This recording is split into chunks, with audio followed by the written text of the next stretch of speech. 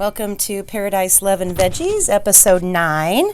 So I've got my microphone and the cord is very short, so we're going to see how this works out today. We've been talking about seed saving, and I went ahead and packaged up some of those seeds that we had saved. The peppers, here's a Biscayne, a Anaheim, Island Belle sweet pepper, there was the muskmelon, and the Merlot pepper, those yummy purple ones. So before we get going on with some of the other seeds I've saved to show you, I wanted to quickly show you how to make these cute little seed packets. They're really easy. I've made a number of them here, so I'm all prepped for more seed saving in the future. So you can just start with a regular piece of paper, and you can cut it in half. All right. If you want to do a smaller seed envelope, you would cut it in half again. And then you end up with, so this is your half sheet size. And it's really, really easy to fold a seed packet. So you're going to fold the paper not quite in half. So you see a little bit of a difference here. And just make a crease. And then you're just going to take the edges. See how I folded it there, and do that twice. All right, so we're going to do that on both sides. And voila, seed packet ready. So you would put the seeds in here, in that little pouch there. We can drop a few of these in here just for fun. And then go ahead and when you fold it, fold over both tops just a little bit, and then fold them over again. And of course, don't forget to write on here what your seed is. It's always good to label things right away so they don't get misplaced, forgotten about, etc., etc. So I thought I would show you today some of these really cool seeds that I'm working on shucking. These are Scarlet runner beans. And the pods actually can get bigger than this, but mine got a little bit of a late start thanks to some slugs and 3 replantings I did on them.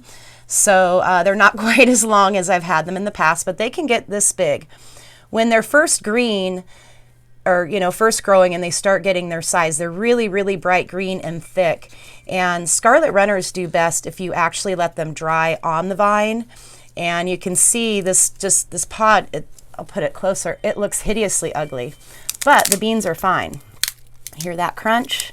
That's what we want to hear. And then we just peel those seeds out of here. And look at those beauties.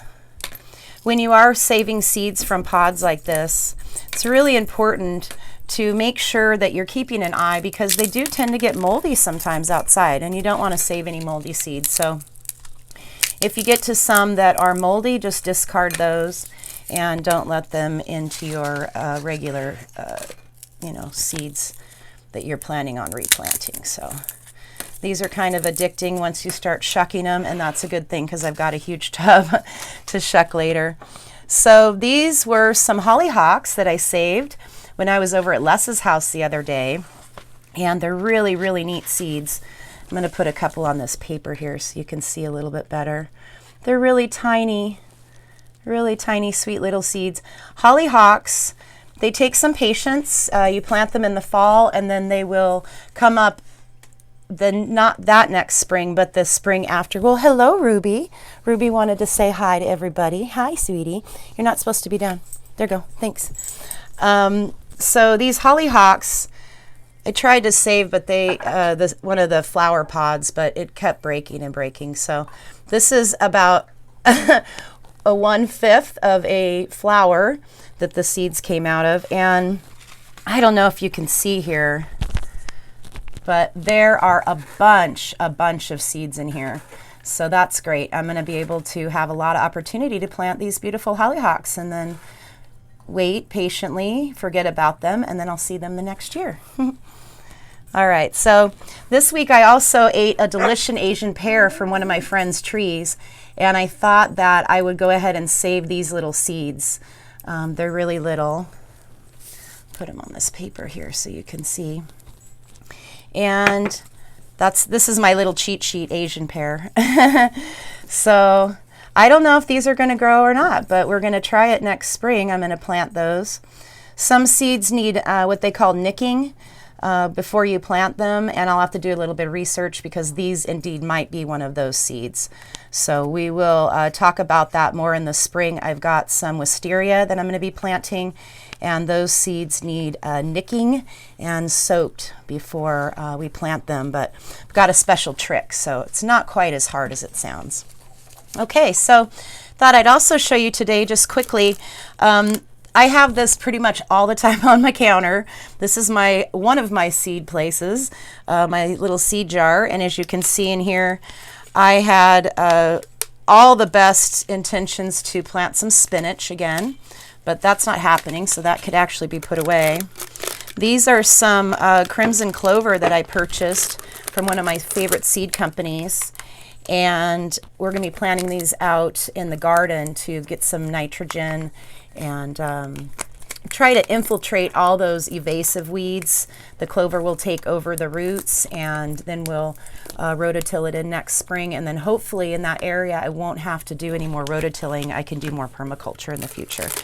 And then these are just a couple seeds I've got ready to plant, of course. Borage, what else do we have here? Some lady's mantle and the wisteria.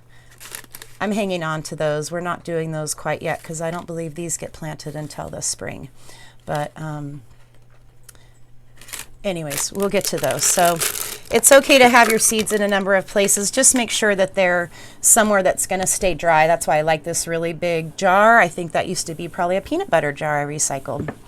So while we're still together, I wanted to show you this super cute little dresser here. I picked this up years ago. I had a little cardboard seed box, and it was failing miserably because it was too small for my seed life.